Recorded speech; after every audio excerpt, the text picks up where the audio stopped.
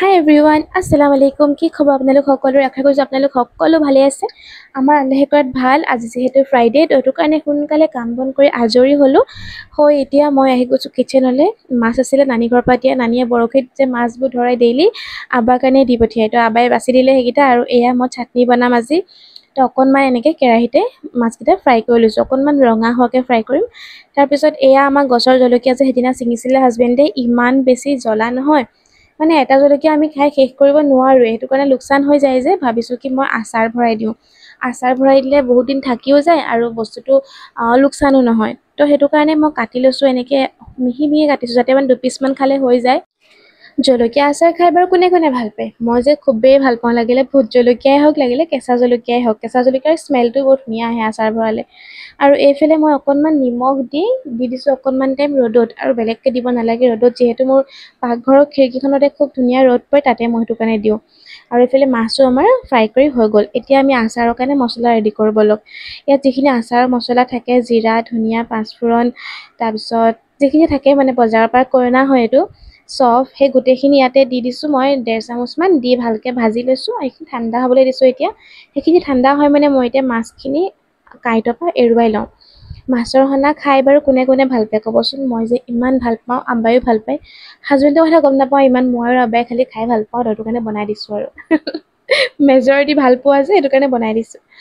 আৰু এই মাথাবোৰ খালি হাজবেণ্ডে খাই ভাল পায়, তো সেইটো কাৰণে মাথাবোৰ থৈ দিছোঁ, মানে পিটিকি দিয়া নাই আৰু নিজে খাই ল'ব। তাৰপৰা বাকী এনেকৈ পিঁয়াজ দিছোঁ আৰু আমাৰ গছৰ জ্বলা জলকীয়া দিছোঁ, আৰু নিমখ দি দিম, অকণমান মিঠাতেল আৰু নেমু। খৰিচা দিলে বহুত ভাল লাগে খাবলৈ, কিন্তু খৰিচা খাব নালাগে কয় যে গেছে ধৰে, সেইটো কাৰণে খৰিচা খোৱা নহয়ে বাৰু আমাৰ। আৰু এতিয়া গোটেইখিনি মই এনেদৰে সানি লৈছোঁ, আৰু আলু পিটিকাও বনাম। তো আলু পিটিকা আকৌ এনেকৈ খাই ভাল লাগে। পিঁয়াজ ভাজিছোঁ আৰু শুকান জলকীয়া ভাজিছোঁ। শুকান জলকীয়াটো হাতেৰে ভাঙি দিব পাৰিলে বেছি ভাল হয়, কিন্তু জ্বলাৰ কাৰণে মই নাভাঙিলোঁ আৰু এনেকৈয়ে কৰি দিলোঁ। তো এইফালে আমাৰ আলু পিটিকাও হৈ গ'ল, আৰু লগতে মাছৰ পিটিকাও হৈ গ'ল। এতিয়া আমি আচাৰখিনি ফালে আকৌ যাওঁ ব'লক। যিখিনি মই মছলা এনেকৈ ভাজি থৈছিলোঁ, গোটা মছলাখিনি, এইখিনি এতিয়া মই খুন্দনাত হাতেৰে গুড়ি কৰি ল'ম। মিক্সি জাৰত দিয়া নাই, তাত দিলে মানে পূৰা গুড়ি হৈ যায় যে। মই মানে জলকীয়া আচাৰ যিহেতুকে অকণমান মছলাৰ যোনটো ফ্লেভাৰ থকাটো বিচাৰিছোঁ গোটা গোটাকৈ, তো সেইটো কাৰণে এনেকুৱাকৈ মই হাতেৰে খুন্দি লৈছোঁ, গুড়ি নাই কৰা একেবাৰে। তাৰপিছত এতিয়া এখন কেৰাহী লৈছোঁ, তাত মই দিছোঁ মিঠাতেল। তেলখিনি অকণমান যেতিয়া গৰম হৈ যাব, তাত মই দি দিম নহৰু পিচি থোৱা আছে বেলেগকৈ, তাৰ পৰাই মই দি দিছোঁ 1 চামুচ। আৰু এতিয়া এইখিনি ভালদৰে লৰাই লৈছোঁ। আমি নহৰু দিলে আচাৰটো খাবলৈ টেষ্টটো আৰু ইনহেঞ্চ কৰি দিয়ে, তো সেইটো কাৰণে নহৰু দিছোঁ।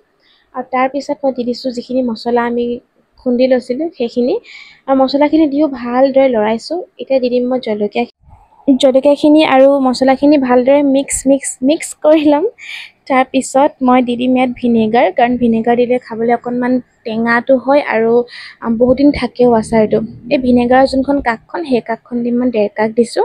আৰু এতিয়া আমাৰ আচাৰখিনি ৰেডি হয়। এতিয়া আচাৰখিনি ঠাণ্ডা হ'বলৈ কাৰণে থৈ দিম, আৰু ঠাণ্ডা যেতিয়া হৈ যাব তেতিয়া মই এটা চিচাৰ বটলত অকণমানি ভৰাই থৈ দিম।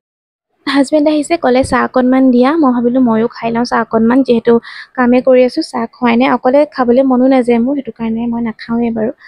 আৰু এইফালে বাকি লৈছোঁ ৰঙা চাহ, হাজবেণ্ডক চেনি দিছোঁ, আৰু মই চেনি নাই লোৱা। মই চেনিটো যিমান পাৰোঁ কমাইছোঁ খাবলৈ কাৰণে। আৰু এতিয়া মই কিবা এটা বকি চাহ খাই আছোঁ। তাৰপিছত নানখেতা খাইছোঁ, নানখেতা খাই খুব ভাল লাগে।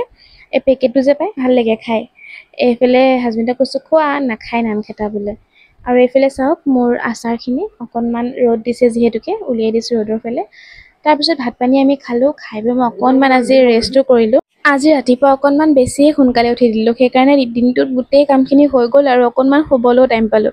তাৰপিছৰ পৰা আহি গ'ল আলহী ঘৰত। এইফালে মাহী আৰু ৱাহিদা খুৰী আহিছে আব্বাক খবৰ কৰিবৰ কাৰণে। তাহাঁতক চাহ দি থাকোঁতে আকৌ ৰিংকি বা আৰু ভিণ্টি আহিলে, তো মই সেইফালে তাহাঁতক চাহ দি উঠি আকৌ ৰিংকি বা আৰু ভিণ্টিকো চাহ দিছোঁ লগতে। আৰু এইফালে আব্বাকো দিছোঁ খাবলৈ কাৰণে ডালিম। চবকে চাহ তাহ দি তাৰপিছত মাহীহঁতো গ'ল। যোৱাৰ পিছত মোৰ ইমানেই বেছি গৰম উঠিছিলে নহয়, মানে কি হয় আমাৰ ঘৰটো অকণমান গৰম ভাৱটো আহিলেই বহুত বেছি গৰম হৈ যায়। তো মই চাহ নাখালোঁ, মই খাইছোঁ ঠাণ্ডা পানী ফ্ৰিজৰ পৰা উলিয়াইছোঁ আৰু অকণমান খাই লৈছোঁ, কাৰণ এতিয়াই মই টাইম পাইছোঁ ৰখিবৰ কাৰণে। ভাবিছোঁ পানী অকণমানে খাই লওঁ। তাৰপিছত আকৌ আমাৰ ঘৰলৈ আলহী আহিলে, আব্বাক খবৰ ল'বলৈ মুনমুন বা আৰু ভিণ্টি, তো এয়া কথা পাতি আছে। মই অকণমান লৈ লৈছোঁ ক্লিপটো আৰু। আৰু এইফালে মই বস্তু সামৰি আছোঁ। আব্বাৰ কাৰণে চবেই কিবা কিবি লৈ আনিছিলে যে, তো সেইবোৰ মই জেগাই জেগাই থৈ দিছোঁ ভালকৈ। কাৰণ আমাৰ ঘৰত ইমান নিগনি উৎপাত হৈছে নহয়, মানে বস্তু বাহিৰত থ'বই নোৱাৰি। তো যিয়ে থাকে চব ডাব্বাত ভৰাই থ'ব লাগে, মানে ফুল প্ৰটেকশ্যনত থ'ব লাগে, নহ'লে চব নিগনিয়ে খাই দিয়ে। সেয়াকে মই কৰি আছোঁ এতিয়া বহি। আৰু ভাত বনোৱা হৈ গ'ল বাৰু, আব্বাক খাবও দিলোঁ। বাহঁত যোৱাৰ পিছত আমি নাই খোৱা, হাজবেণ্ড ওলাই গ'ল, আহিলে আমি খাম আৰু ভাত। আৰু এই বিস্কুটৰ পেকেটটো নোসোমালে টেমাত, সেইটো কাৰণে ভাবিছোঁ খুলিয়ে থৈ দিওঁ, এনেও আব্বাক দিয়ে থাকিব লাগিব যিহেতুকে। তাৰপিছত ভাত পানী আমি খালোঁ, খাই মই এতিয়া চকলেট খাই আছোঁ আৰু বৰষুণ দিছে, তো সেইটো কাৰণে খিৰিকীখন খুলি মই ইয়াতে বহি আছোঁ কাম বেডত। আৰু আজিৰ ব্লগটো ইমানেই আছিলে, আশা কৰিছোঁ আপোনালোকে চাই ভাল পালে। যিয়ে কৰিছোঁ তাকে দেখাবলৈ চেষ্টা কৰিছোঁ অকণমানকৈ। আৰু কেনে পালে কমেণ্ট কৰি জনাব, লগতে লাইক কমেণ্ট শ্বেয়াৰ ছাবস্ক্ৰাইব কৰিব নাপাহৰিব, আৰু ফেচবুকত ফ'ল' কৰি দিব।